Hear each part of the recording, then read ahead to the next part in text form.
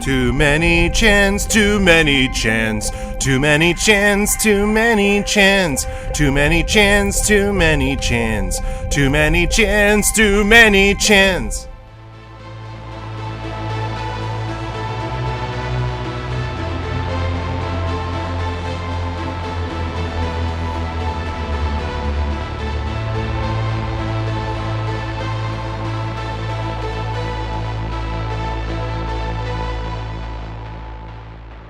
Welcome everyone to episode 25 of the Hellbound Podcast. This is our interview with Jeffrey Reddick, the creator of the Final Destination franchise. This interview took part in the original Hellbound Horror Festival, and we wanted to showcase it again here.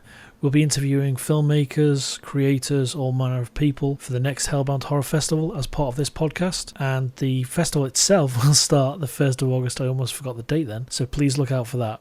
So you'll hear the original theme tune for the Hellbound interviews coming up, and then it goes straight into the interview with myself, Michael Chan, with Jeffrey Reddick, the creator of the Final Destination franchise. So please enjoy.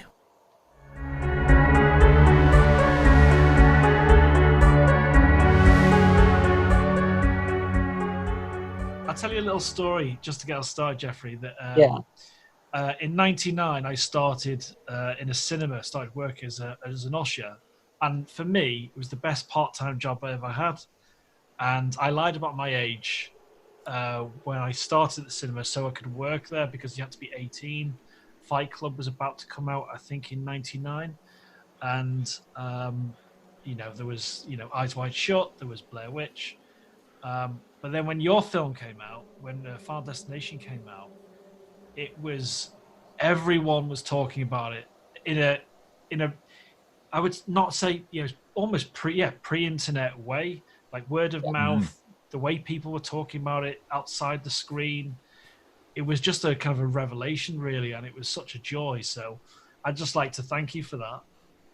Well, thank you. It was funny because, I worked at the studio that produced it, and it really was a word of mouth hit, because it opened, I think, at number 3 or 4 at the box office, and most horror films open high and then they drop about 50%, but it started growing. The audience started growing every week, so it was fun to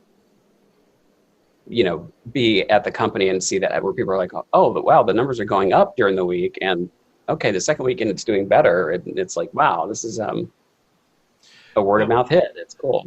Was that your first feature? Did you obviously you came to the story and you how did the kind of development of the script happen? Because I know you worked with James Wong and Vin Morgan.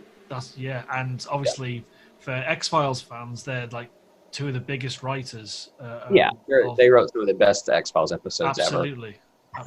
So how did that process start?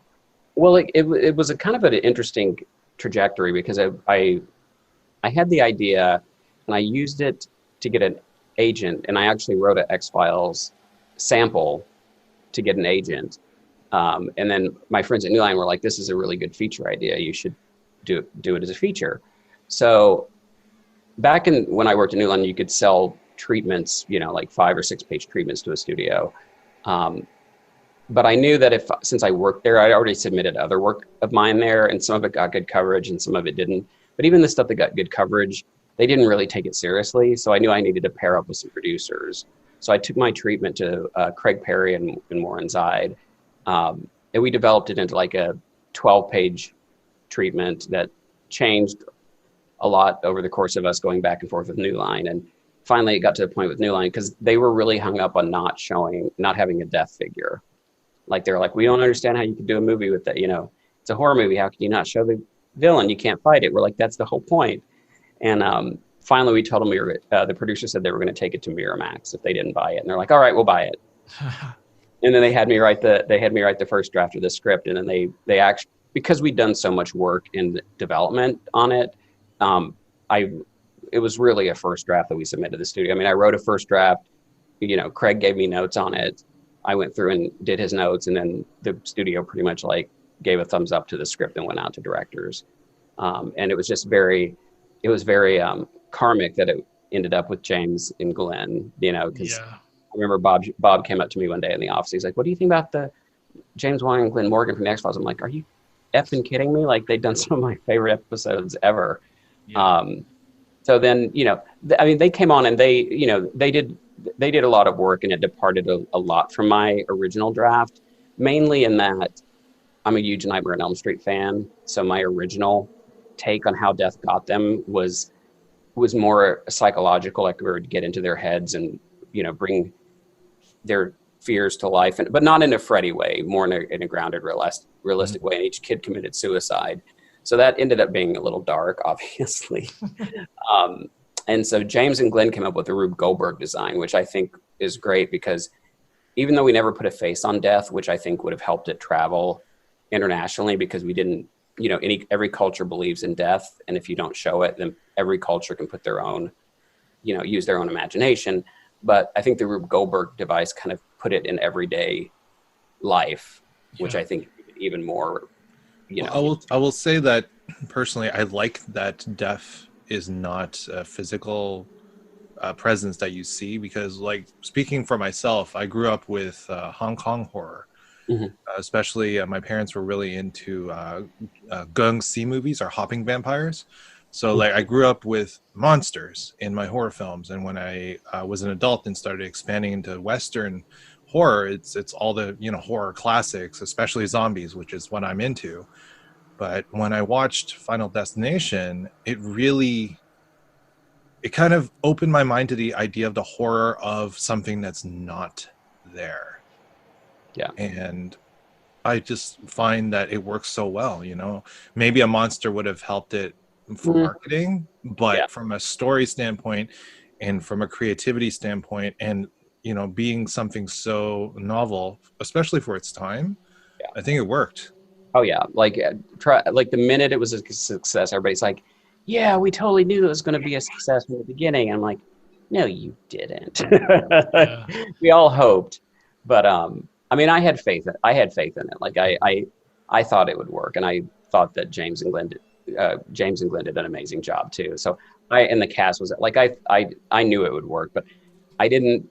You never think it's gonna. You never think like 20 years later people are gonna be like, "Whoa, that was a Final Destination." Like I'll be out at the coffee shop and I'll hear somebody say that, and like, "Oh, that's a Final Destination moment," to their friends, and if they're cute, I want to be like, "I wrote that," but of course I'm not going to do that because I'm. Yeah. But you just walk away with a great smile on your face. Yeah, it's just like you just smile. You're like, okay, that's cool. Yeah, it was such a shared experience. When going to watch that, there was such a vibe to it. People leaving, there was a real buzz to it. And I think the one of the detrimental things now with physical, obviously not at the moment, but with physical theaters being so big and having new buildings with big openings, more people walk out. You get a less intimate atmosphere, and when you get smaller, more intimate theaters, like the cinema I worked at was 6 screens, but it was quite tight the way you walked in. There's a lobby, people are waiting. There's kind of a real buzz. There's carpets, which for a cinema I love because I'm a kind of a big 80s fan, and it was just a vibe to it. And it actually moved from one screen to 2 screens in our cinema, and it was on one reel going through 2 projectors on this. Oh, wow. Like this really odd system. I think it was a following couple of years later, they used the same system on Stigmata with Gabriel Byrne. I think it was Gabriel Byrne. Yeah. And it was like some sort of fortuitous thing. The print started to melt. So when you're watching Stigmata, there's this big scene with fire. Just everything was going crazy. But it was Final Destination was it felt like a real event that people shared, and word of mouth was such a good thing. And now marketing for films is crazy. There's such an approach you have to do. I guess you have to kind of hit everyone in different ways. Blair Witch really kind of kicked things off in a different way in '99 with marketing, almost like a faux, like these kids are actually missing, but they're not, but they are. So we've got a couple of community questions about the film, and my little personal thing is, I remember it was one of the kids gets strangled in the shower with the and does the water go back up the tap or something like that in one of them? It goes back into the toilet. It's funny because that was part of the Rube Goldberg stuff that James and Glenn came up with. So I'm not sure. Because that's the only That's the only time you ever see. That's the only time in the franchise you ever see something kind of reverse itself. Like, but maybe that probably. I mean, I can't speak for them, but it probably was maybe a little bit of a like, okay, we're not going to show death, but we'll give you this one thing. A little hint, yeah, absolutely, yeah. Maybe. I mean, I get what it is. It does show there's a force, but that is the only time that, aside from a curtain blowing, that we ever see like a physical reaction or retraction, I guess is the best phrase for it. I think Michael had a question about was it the last scene, Michael, you messaged me about a couple of days ago? Oh, I did have a question about the final scene where they go to France. I noticed that the actors look a little different from what they look like during the rest of the film. And while I recognize time has passed and there's makeup, they looked older, like legitimate older. Was that shot later? Yeah. Okay. Because originally the original ending for the film was a lot softer, in some ways. Like Alex died by getting electrocuted, and then it picked up with Keira Smith's character Carter and Devon Sawa's character, or Ali Larter's character, with her with the new baby, and they're talking about Alex, and it kind of ends on like a kind of a happy note, bittersweet happy note. Like Alex is dead, but life lives on with this child. Mm-hmm. But the test audiences hated that.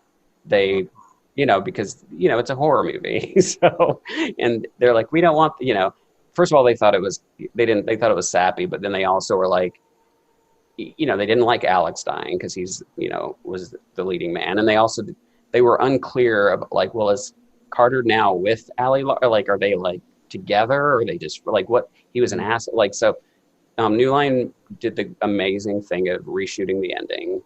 And I remember when they wrote it, it was like, this is going to be expensive. It's going to be like $1 million some dollars to reshoot this ending. Oh my God. But it changed the audience. Because, for me, when you leave a film, I don't like films where the killer jumps, where you think you've defeated the killer and the survivor starts to get away and the killer jumps out behind them. But for a film like Final Destination, you do want to leave the theater on a rush. Absolutely, It's been a roller coaster ride. And so it was well worth it. It made such a difference, I think, in how the audiences responded to it, because it was. I think that the way the seating arrangement on the plane, and the biggest shock at the start was when the plane exploded and the kids were being wrestled to the ground by the airport security, and everyone. I remember the other ushers, the other people at the cinema, people I was watching it with, because I watched it several times, and people were thinking about the order, like thinking about how things are going to work, trying to work things out. You don't see that in many horror films where you're trying to work things out. Who's going to survive? Has the order changed? Yeah. And that's what was really exciting about the film. I think that's why the word of mouth, really popped so well. That was really exciting because I have to give my producer Craig Perry credit for that too, because I had the draft of the script and he's like, it's really great, but he goes, we need something else just to elevate it a little bit more, so it's not just these people are dying.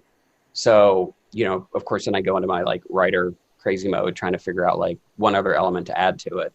And then I remembered, like, oh, there's a seating chart. And then I, in my brain, I was like, well, if the plane blows up, it gets destroyed.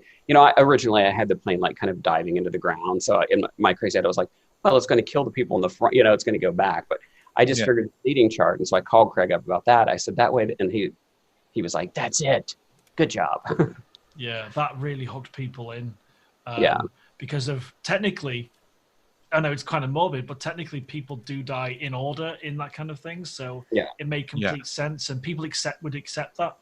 And I think it really kind of gave a bit more kind of geography, and people are understanding why this was working this way. So more power to you for that. And did you have to get any like specialist feedback on whether that was even possible? I'm just curious.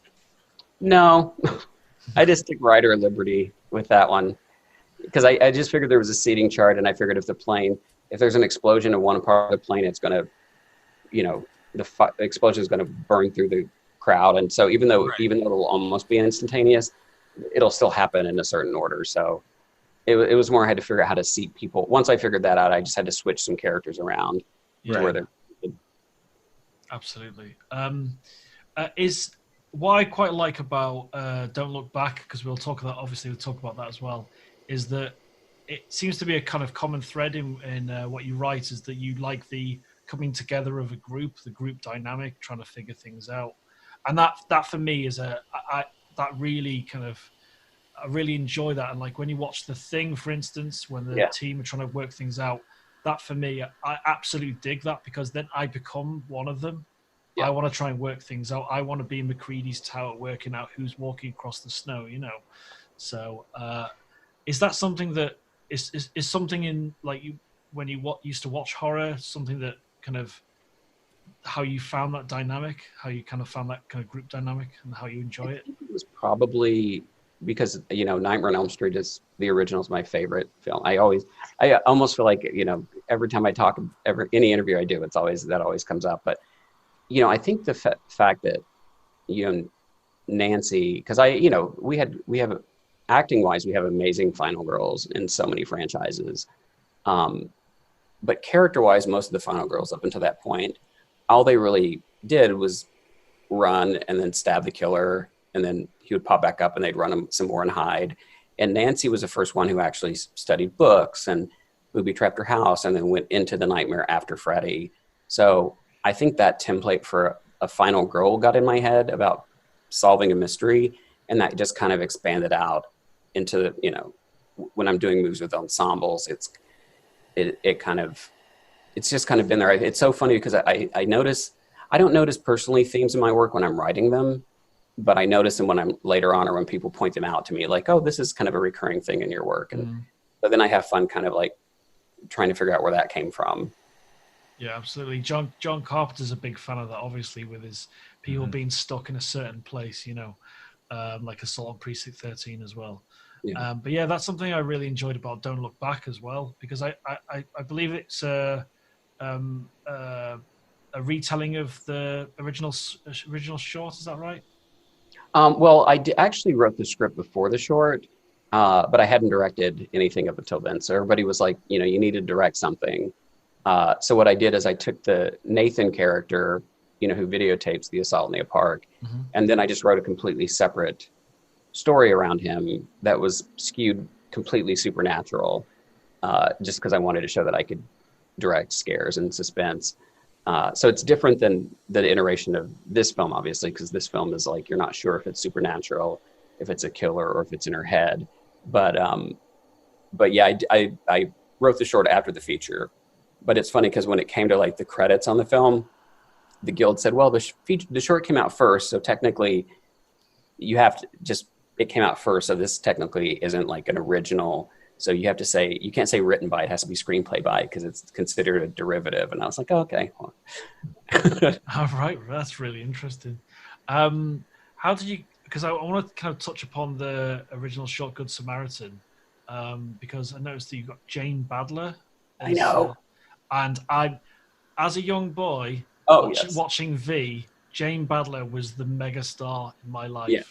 Yes. You got Michael Ironside as and then some of the other actors and that who I still absolutely love. But what was that experience like working with her? Well, the funny thing is, because Nightmare on Elm Street is my favorite movie, and V is my favorite miniseries of all time, and Jane Badler is I love her. But she lives in Australia. So I actually got in touch with her on Facebook, and sent her some information about me and told her how much of a fan I was, and asked her if she would be in my short. I said, I'll have somebody over there shoot you. And she was so sweet. She's like, of course, she was so nice. And we become friends now. She came to LA and I got to meet her. And honestly, that was the first time that I've been starstruck. Like, people use that word, and I never knew what starstruck meant, because I worked at a studio. I got to meet all kinds of big celebrities, and you just kind of, it's cool, but you just kind of you're like, whatever. But when I met Jane, we met at a cafe, and I sat down, And she came up and she sat down, and then I tried to talk, and then I couldn't. And then I was just like, and then I took a breath. I'm like, okay, I'm actually for the first time starstruck. So let me just compose myself. Yeah. And she was just like the loveliest. She is, like, we still stay in touch. She's just a wonderful, I want to use her in a feature. She's just so talented, and she's just such an amazing person, but she played such a, Diana was just like one of the best. Yeah, I think it was my first foray into kind of science fiction TV when I was much younger. And my eldest brother is a big influence on me. He introduced me to Freddy, and I had nightmares for years. And obviously Christopher Lee's Prince of Darkness. And then he said, "Oh, we should watch V." And the scene where she's like eating the rats, where the camera guy's in the air vents watching, there was some sort of weird erotic thing going on as well. Yeah. So she absolutely just rocked it. Absolutely rocked it in that. And she's a great singer. She's a wonderful singer. She's a lovely, lovely person. So was that fun directing her from a distance? Yeah. And she was so easygoing. She's like, I want to make sure I get it right. So she went to different locations, and I didn't even ask her to go to all the locations, but she took different out. She really went like 200%, and just really gracious. That's testament to kind of your writing, because you must have really enjoyed the material as well, and kind of the experience talking to you, working with you. So we'll say that. So was the short initially like a testing ground to kind of flesh out, have a go, so to speak, at directing? It was a testing ground to more show my style as far as a director goes. But I think the biggest difference is, that was definitely kind of my supernatural kind of style, like supernatural horror, like building tension and all that stuff. So again, I like to clarify, because I think people, if they go into Don't Look Back expecting that same kind of dark, moody, Conjuring kind of project, this isn't it, because I wanted to use it more as a directing sample. And I was just trying to think of something to do, and I was like, oh, well, I could just take the Nathan character and like build a story around him. So what was the I've got to say, the standout performer, Courtney Bell, I thought she was absolutely... Michael and I were talking about this earlier. She's absolutely fantastic. And obviously, for me, I've never seen her in anything else, but I think this is a strong performance by her. She really kind of holds everything together. She's really believable as well. So what was that kind of... how did you find her? What was the kind of process like? Well, I was very fortunate to find her.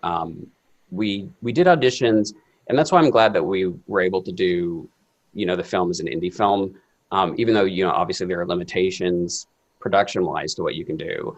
You do get creative freedom with what you can do. And I wanted to find the best actress, but I also wanted to find a Black woman, a Black actress for this lead role, because it was just written, because I'm very big on, I think inclusion is as important as having stories that are specifically about certain groups. And I know that when we had this set up at a studio, like all the actresses that were being sent were white actresses, and they're interesting, but I've had other projects I'm working on where we've been looking for a largely ethnic cast, and I saw so many amazing actors and actresses that I'd never seen before, and I'm like, I just want to look at a different pool. And so her name came up, and she had a website with before she came in for audition. I went to her website, and she had a bunch of shorts that she'd done, and she had I think she was in a quick scene in It Follows, but in every short I just saw like an aspect of Caitlin. So I saw that thing, and before she even came in the audition, I'm like, she's Caitlin. They're like, well, wait to see her audition. I'm like, no, she's Caitlin. My favorite, I'll cut this out if it's a spoiler, but the moment where the scene's being recorded, and she's frozen, I thought that was absolutely fantastic in terms of, I really believed, like, if I was in her position with what happened to her father, then I would be absolutely frozen that way as well. Yeah. And yes, from then on, I absolutely was kind of rooting for her as well to figure out what's going on. So what was the kind of process for you like? Do you do rehearsals, or was it kind of a table read and then straight into production? We didn't have a chance to have a proper rehearsal. We went down to Baton Rouge for a month just to do like locking in locations and getting everything ready. What I did with the talent is, I took our leads out first of all to dinner and I called them immediately after we gave them the role, and we talked about the script, we talked about their characters. I just made myself very available to them. Courtney and Will have theater backgrounds, so they're very, they take, not that anybody doesn't take their craft seriously, but with a theater background, you have to build, you build a whole life, the same thing you do with film, but in theater, it's a very big thing to kind of make sure you build a whole life for your character that's not on the page. Mm-hmm. So we talked about all of that, and had a lot of good conversations with them. And for me, it was mostly about being collaborative and open. I mean, I knew what I wanted, but because I have a theater background as well, I know that talent brings ideas that if it's a good idea, I know how to kind of sift through the ideas. And so I always make myself like open to like hearing input, especially, from her. It was her first film. Yeah. She did a wonderful job, but she obviously had she didn't bring it to set, but I just knew like, she's got a lot of weight on her shoulders, carrying a film. Like that's absolutely a lot of pressure. Yeah. Mm-hmm. And so I just made sure that we talked all the time, that she was comfortable all the time, that, if there are any questions, the same with all the sorry. Yeah. You had this real vibe that you could see the pressure on her during production as well. I could tell sometimes, like, again, she didn't show it on screen, but I just knew, she's a young actress and she's carrying a movie. And so I knew no matter how many, because I'm the same way as a writer. If this was my first big writing assignment, I don't care how many times people tell me I'm a great writer, I'm still going to be, I just know, because I'm a artist as well. Like I know, like, so I would assure her, but I knew like she's still under a lot of stress, mm-hmm. She's got to be. So I just, tried to make everything as comfortable as possible for her. But she didn't demand any, like there was nothing I had to do special. Like she had a great time on set. And one thing we did was we shot all the stuff in the house in the first week. Mm-hmm. So the first week of shooting was just me, Skylar Hart, who plays her boyfriend Josh, and then Orlando Street, who plays her dad. And so we got to kind of ease her. That's a really good idea. Really the first day we got to ease her, but then the next days it was like, okay, in this scene you're hysterical, in this scene you're freaking out, in this scene you're crying, and then so then we had her jumping all over, and now you're being dragged through the rain, and so we put her through the rain. That was almost a little Freddy, that scene for me where she goes between the houses. I loved it. I was like, that's a little nod, but I loved it. Absolutely loved it. Yeah. And that was, this is going to sound ridiculous, but I'm a big fan of rain in films, because I spoke to Alex Proyas, one of our judges for our festival, and we were talking about the rain machines in that film. And that's why I just love that scene. And it was a great little nod to Freddy.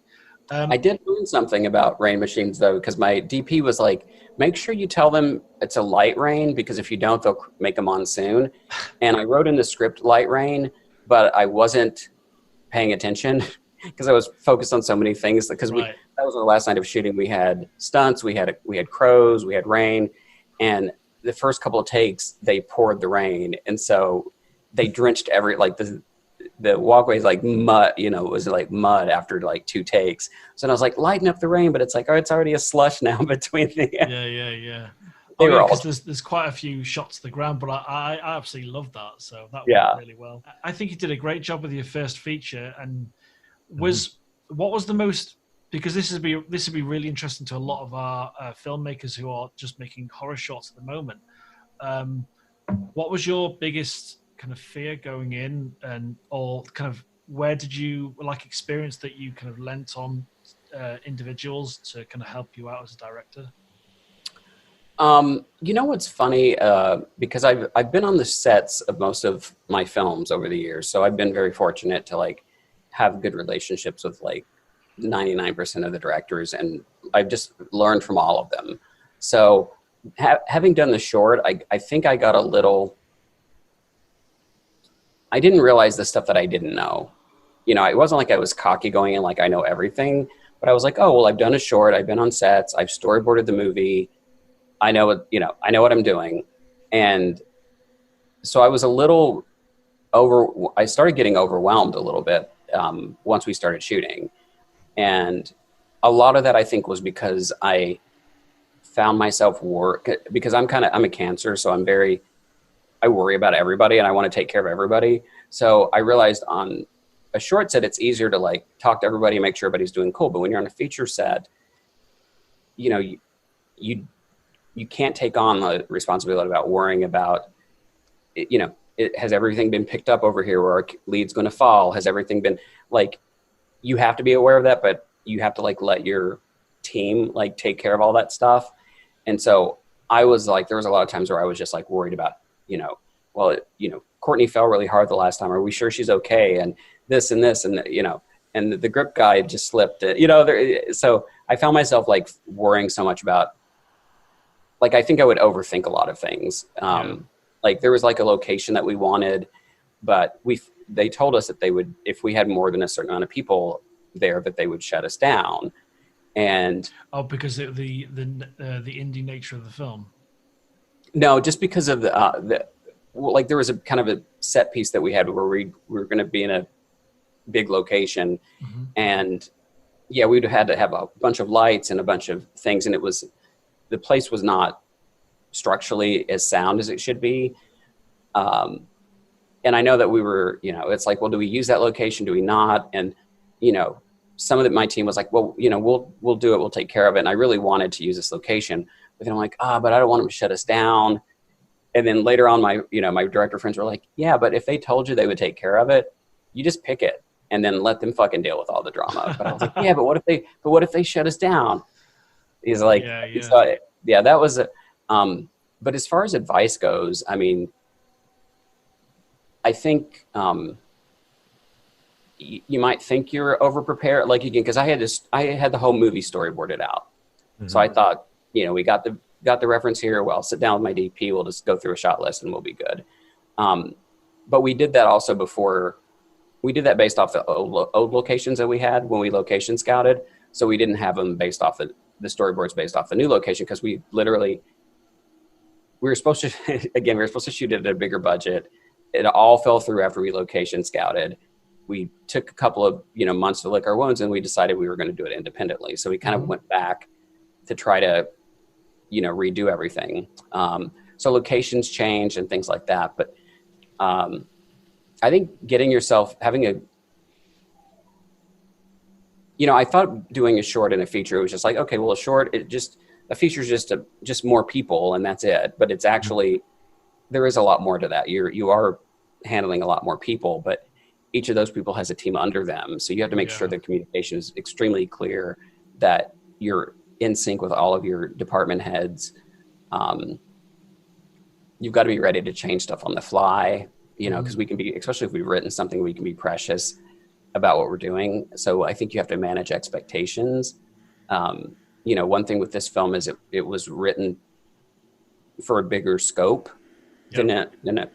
And there were some things that I changed in the script, but we thought we could get the rest of it. And then when we got down there and started realizing like what we could do, I was like, yeah, you guys can't really get me everything you said you could get me, right? So there were like some compromises and things we had to make on the fly. But the good thing is you have a team with you who's all trying to make the film happen and make it as good as possible. Yeah. So making sure that you have that team is important. And if there's somebody who's not coming with that spirit, because I've always heard like there's, you know, you usually find like one or two like people on set who are just troublemakers, you know, that's just in their nature to kind of stir up trouble, and you just have to get rid of those people. Absolutely. I want to ask you advice for actors that are starting out, because what you said about Courtney Bell and finding her content online, what would your advice be for new actors or actors putting themselves out there for in their way, the kind of content they put out? Would you recommend kind of short films? What would your advice be? I mean, I think I think everybody's an individual, so I think it's really it's finding what your niche is, because the thing about this industry is as a creative, you want to show people that you can do everything. Mm-hmm. You know, even as a writer, it's like, yeah, I want to show people I can write comedy and horror, but there's a business side of this, and with 300 million people in this country alone, like, they're not all trying to be actors, but there's millions of people trying to like get noticed professionally, but now unfortunately we've got a lot of, in the age of Instagram, we have a lot of influencers who are trying to get noticed just to make money. So now you have to not only compete with them for eyeballs, but so it's easy if somebody can brand you. Like, it's easy if somebody says Jeffrey Reddick, they automatically think horror, supernatural.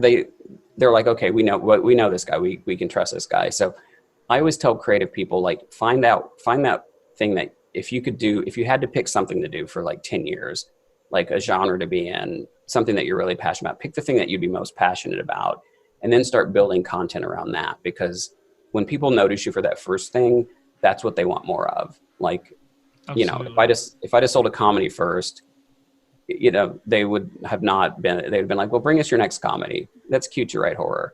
But on the positive side there, with iPhones and with being able to shoot 4K, the ability to create, great looking content for cheap, Absolutely, is astounding. So if you're an actor, connect with some good people and put stuff together with them. It's always good. Surrounding yourself with good people is like the most important thing. And people who are serious about doing this, you'll meet a lot of people who want to, I just want to be famous. Well, they don't want to act. They want to be famous. So find yourself, around people who are artists like you are. If you're a writer, get to know some directors, start making your own content, because that's one way to get noticed. If you don't put anything out there in the world, you're not going to get noticed. Yeah, and after today, I'll send you what we've sent out to our judges, just so you get a feel of what the type of horror films we've been receiving. We've received submissions from all over the world, and Michael and I watched them over the last week or so. Oh yeah, and it, like you say, all 30 of them. Yeah, absolutely. Yeah. So the scope and the talent people have got, like Alex Proyer said it to an email to me a few days ago, is that the tools are available now to make something great, and just a few locations, if you're good with your lighting, your story is paramount, obviously, you can produce something fantastic. So it's a great place for an actors, filmmakers to perform is at home. You can do anything now. Yeah. So I think COVID-19 has proven that when people are forced to actually use less to still create, they're capable of it. Yeah. Yeah. Yeah. And lack of an easy, let me order this piece of equipment to solve this problem makes you become more ingenious and trying to figure out ways to solve problems. Absolutely. I think Michael had some questions about Day of the Dead. Yes. Oh, how did you get involved with that? Because I'm a huge George A. Romero fan, and I've liked most of the remakes, Dawn of the Dead being my favorite, but Day of the Dead is phenomenal. I'm just wondering how you came into that, and what was your approach to it? Well, it's funny because that's the one movie I usually have to make apologies for. But let me start with how I usually end. I think as a zombie movie, it's really good. It's really entertaining. It's really fun. I wish it wasn't called Day of the Dead because of how it turned out. And then I'll go back to how I got started on the film. This production company that had the rights to it called me, and they said, "Hey, we're looking for somebody to adapt Day of the Dead." And I was like, "Okay, well, that's just asking for somebody to put their neck on the chopping block." But they said, "But we've got Steve Miner attached to direct the film." And I was like, "Holy crap, I love Steve Miner. I'd love to work with him." So I went in and pitched a couple of takes, and the take that they went with was very faithful to the original film, just updated to modern times, and it had some of the twists that the feature has in it. But the more once they greenlit me writing it, once I started writing the script, then I started getting notes to like take it away from the original. So then they started stripping out stuff from the original, and then to the point that I was like, guys, like the fans are already gonna, even if we made a really faithful adaptation, they were gonna hate us, but now they're really gonna hate us. And you're also just making, there were just things that they were making me do that creatively it wasn't working for me at a certain point. Mm-hmm. So I was super glad to work, with Steve Miner. I think we had a great cast for the film. Oh yeah. And at the end of the day, it is a really good zombie movie. It's just people that are George Romero, purists did not like it. I can understand that, but like I try to, at least for me, I try to look at remakes also on their own legs, which is why I personally liked it. Yeah. Yeah. Well, I'm glad. I'm glad. I was waiting for you to go. I've always loved the remakes, including Content. Yours was the first one I didn't love, because that's what I usually get. That certainly was not one of them that I did. Well, I enjoyed it. If Hitchcock can remake his own films, then anyone's allowed to, have a remake and have a good stab at it, Yeah. So, and we've got a few community questions from Hellbound fans we posted yesterday, and I think it's called Gore Girls. I got it right. They've asked, what was your favorite death scene from Final Destination? I always cheat on this one. Well, I don't cheat. My favorite set piece is the log truck in the second one. So that's my favorite set piece. I'm always torn on my favorite death scene, because it used to always be the Todd in the shower in the first one, because that's just so intense. But after 5 came out, the gymnast scene is my favorite. That scene made me, like, that was the first time in a long time where I was in the screening watching it, and was getting all tense. And then when she got it, I literally yelled, like, because I was like, whoa, like I was not expecting that. So I think the gymnast scene in the 5th one is my new favorite. My favorite from the original was the I think it was the computer monitor exploding with a piece of glass. It was something really, and like you mentioned, the guy, the kid in the shower. There's something, and it harpers obviously back to Krueger as well. When you've got the glove in the bath, I think that was in the first one. When you're completely exposed, like in the shower scene in Psycho, when you've got no chance of getting away. I think there's something really powerful about that. It's there's so many good ones, and there's so many good ones. The log truck scene's great. I love the second one. So one of the other questions was, how did you get this is from Ian Rayburn, a fellow horror filmmaker. How did you get your start in horror? How did you kind of start to love it? Was it something you loved, or was it a friend that introduced it? I have always enjoyed horror. Like, I had me and my 2 best friends growing up were Tony Calhoun and Calvin Salmon. We used to get together and watch, and with my sister sometimes, but mostly not. And just find the scariest, bloodiest movies that we could find, just totally. So we were kind of obsessed with them at a young age. And my mom, it's funny because at first she'd be like, how can you watch that stuff? But then after a while she was like, well, they're hanging out. They're not out doing drugs or getting in trouble. Like, we'll let them watch this horror stuff. But I will say Nightmare on Elm Street's the movie that made me like fall in love with the genre. Like, where I'm like, I have to do this. I really liked them. I mean, I did love them before, but with Nightmare on Elm Street, I fell in love with the genre. But yeah, it started off with just me and my friends, like, trying to be like rebels, because everybody was like, how can you watch that? We'd bring Fangoria to school, and they're like, how could you look at that gross stuff? And we're like, cause we're cool. Absolutely. I think Krueger, it stuck with me for so many years. And the recurring nightmare I had, I think it was possibly from Dream Warriors, where there was a character put in a high chair and she was being fed her own stomach. Oh, that was 5, I think. Was that 5? Yeah. And that was the scene, that was the nightmare that recurred for me for so many years. And then I've got, I met Robert Englund at one of these kind of Collectomania things, cons. And the photo of, I told him that story, and then we posed like he was feeding me my own stomach. So it was a way of kind of washing myself clean of that nightmare. Yeah, that's awesome.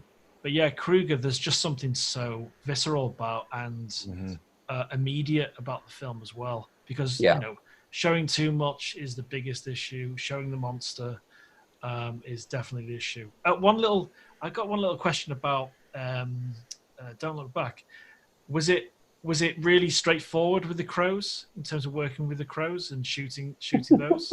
Or was it a complete nightmare? So funny. I love it when people, because everybody asks you about the crows. I think crows are divas. The mice were much easier to work with. No, we had some great animal wranglers, and the crows were very good at landing and hitting their marks. But they were very stubborn about doing what we wanted them to do. And there were 2 scenes in particular. There's a scene which is in the trailer, so it's not a spoiler really, where Caitlin and another character, Kurt, are looking out his window at a crow on the ground.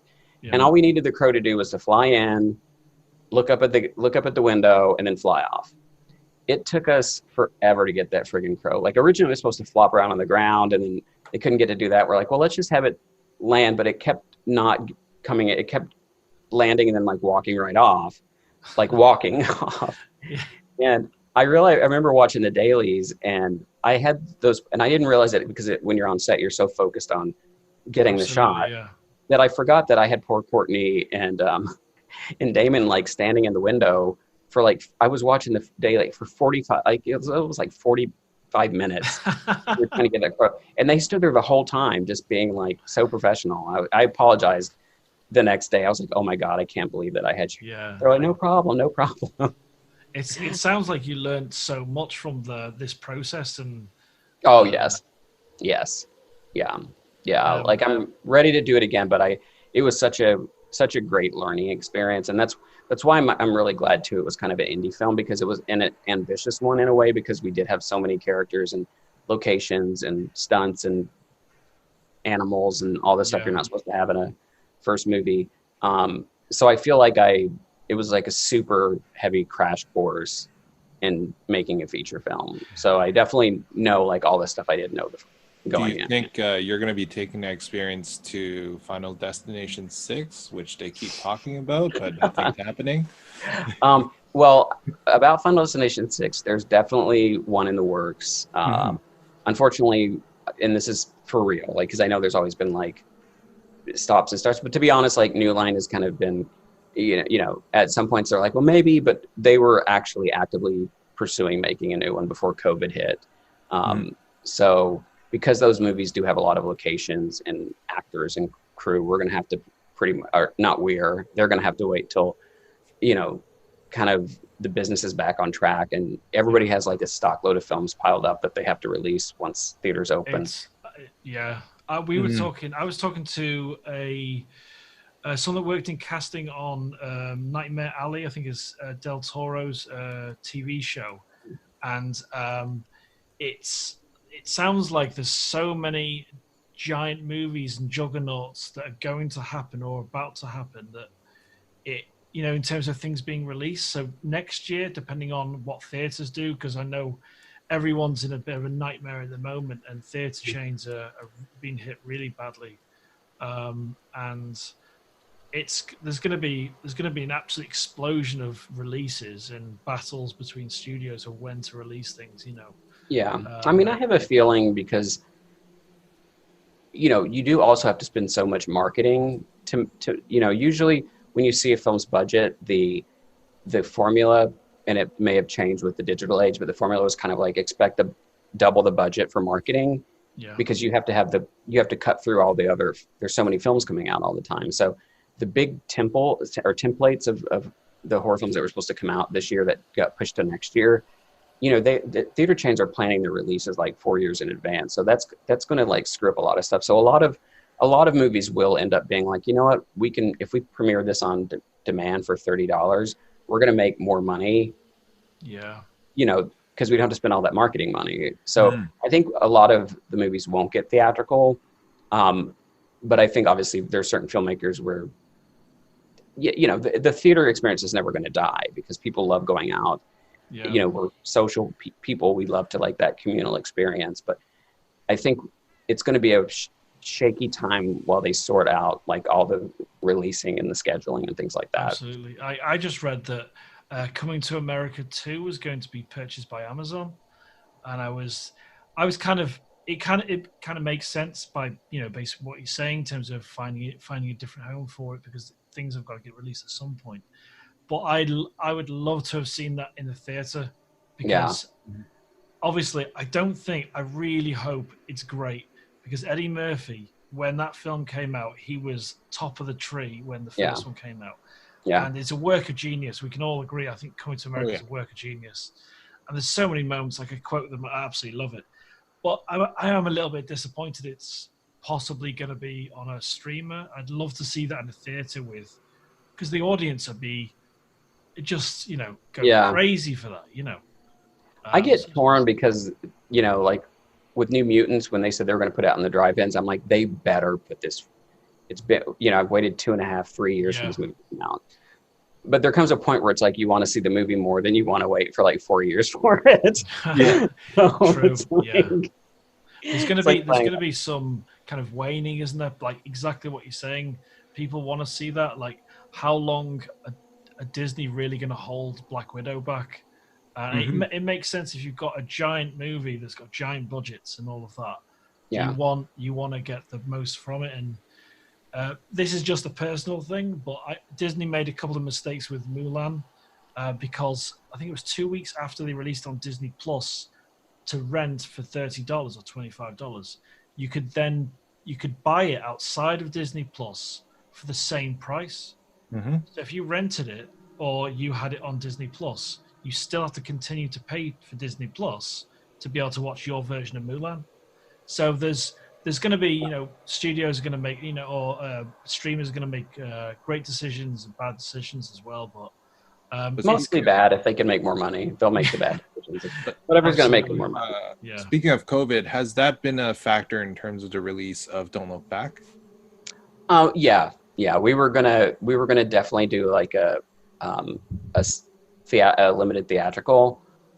So now that's turned into like we're going to try to get into some drive-ins, but the issues now are, once The Wretched did so well, all of a sudden now all the studios are like going, hey, we can re-release stuff into drive-ins. So it's getting harder to get your movie into a drive-in now. So I'm not sure if we're going to, I just reached out today to find out if we're still going to be playing any drive-ins. But it definitely impacted the release in that we were going to have a theatrical, but this October was always the month that they were going to put it out.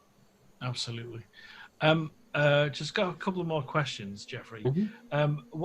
Is there anything that kind of struck a chord with you horror-wise the last few years? Anything that kind of tickled your fancy and you really enjoyed? It's so funny because I actually should make a list, because when people ask me, like my brain freezes, and then I start thinking about my friends' movies, and then I'm like, oh, I better mention it. No, but movies that I mean, Invisible Man, I thought was. Oh, I love that. That was the last thing I saw before lockdown. Yeah. Yeah, and I think Lee went out because I loved Upgrade too. Like I think he's like astonishingly talented. So Invisible Man really hit me. Get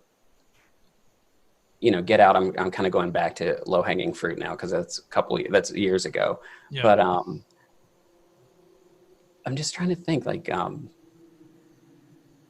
I think that what Jason Blum's doing with Universal is fantastic, and Universal made a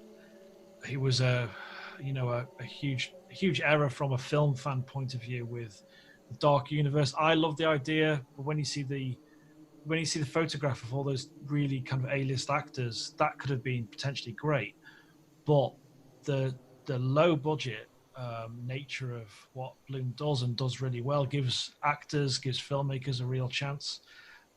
When I saw The Invisible Man, I thought it was a masterstroke, putting it from the point of view of Elizabeth Moss. She because she's been fantastic since I saw her in West Wing. I thought, she's been top draw everything she's been in, and there were so many kind of subtle little things like the gun and the way the camera moved, the gun in the kneecap, the actual tech. Because I was thinking about this between two different buildings today, that some people that watched it, I don't like how the Invisible Man technology was working. I was like, well, it's not really going to be an alchemist anymore like Claude Rains in the original. Right. It's going to be something like The Suit, and I absolutely loved it. And and the location scouting, especially that house, that was such a character. It was a marvel to watch. I really enjoyed it. But then on the flip side, I went to see Tenet, and I was massively disappointed. I haven't seen it, to be honest. It was. There's a lot of kind of audio issues when you can't hear an actor speak in a film, and you're straining. There's a bit of an issue. But that's on purpose. Everything that I've read, like he did it. Okay. That's It wasn't a theater thing. Like he that was his choice, was to have the music and score be so loud. So I haven't seen it either, because I heard it's like people, the people that like it are like it. It's one of those movies you have to see about 5 times to get everything. And I'm like, nah, I don't need them. Like, I want a movie that I can enjoy. And then if I want to go back and discover other stuff, then I'll do it. But if I'm just not going to get it the first 3 times, and I'm pretty smart, I'm not going to go see it in the theater. Absolutely. I've got a question about a future project. I'm not too sure what this is. What's Samurai Rabbit? Oh, it's awesome. I'm actually writing on a couple of animated series for Netflix, and Samurai Rabbit is actually a spin-off of the Usagi Yojimbo comic book. Yes. I know. And we have the creator Stan's his blessing on it, so he's overseeing stuff. So even though it's a spin-off, I shouldn't say it won't, because fans always get upset by stuff, but we have Stan's blessing on it, and it's been really, really awesome to work on. And then, so it's a project that's coming that Netflix is producing with Gaumont, and I'm just really excited about it. It's a new world for me. It's not scary killings. It's more fun adventure. There's still stakes, but it's a younger property. I think Netflix has really smashed it out of the park with animated shows recently. Mm-hmm. Yeah. And you look at Bill Burr's show, I absolutely love that. F is for Family, and just giving, get a real chance. I was really gutted that the OA and Dark Crystal Age of Resistance weren't going to continue. But I think the animated shows on Netflix have been real pleasure to watch. Yeah. What's that kind of process like? Are you in the midst of writing that at the moment? Yeah. I'm writing. I'm trying to make sure I don't say anything. I'm writing my 3rd episode now. So, but fantastic. It's exciting. Yeah, absolutely. Well, thank you very much, Jeffrey. Actually, I have one. Go ahead. Yeah. You can ask me if you want, Michael. You. No, it's just I'm just quarantined at home right now, so I do a podcast that where we introduce. It's great. And called Talking with Our Mouths Full. So people know me as a food guy. So I just wanted to ask you, what is your favorite Halloween candy? Ooh, my favorite Halloween candy. Oh man, why am I having trouble thinking? Well, it's just like Hershey's chocolate. It's nothing fan. Like I'm a big chocolate guy. I like chocolate candy a lot. No nuts. I'll eat Snickers with nuts, but I don't like any other candy with nuts in it. But like candy corn, I don't like. Oh, I don't like candy corn. I don't like it. What's your favorite? It's actually O. Henry. Oh, okay. But those have nuts in them, right? Yeah. Yeah. Followed by Reese's Cups. So. Oh no, yeah. I totally take it back. Reese's Cups. I take it back. Reese's Cups are my favorite, actually. Good choice. I'm not just saying that. Yeah. I love Reese's. No, those actually, I was just blanking on stuff, so then I thought chocolate bar, but no, Reese's, Reese's, I get them all the time. Yeah. Do you have any Halloween traditions that you do, like decorate your house or watch a series of movies? Or I usually do a Halloween month anymore because I just enjoy the season so much. So I definitely watch as many horror films as I can. And nice. Where I live in West Hollywood, they have probably one of the biggest Halloween parades in the United States, which we're not having this year, unfortunately. But every year, me and my friends usually kind of dress up. Like last year, I think it was, we all went as like Bloody Carries. So we all had the prom dresses on with the wigs and the rose and the crown and fake blood on us. So we always kind of go as a group of something iconic for Halloween. And it's just really fun to go down and do that. Well, thank you very much, Jeffrey. This has been great. Awesome. Thank you guys. It's really nice to talk to people. Absolutely. You have a good day, mate. See you now. You too. Take care, guys. Bye-bye. Bye. Bye.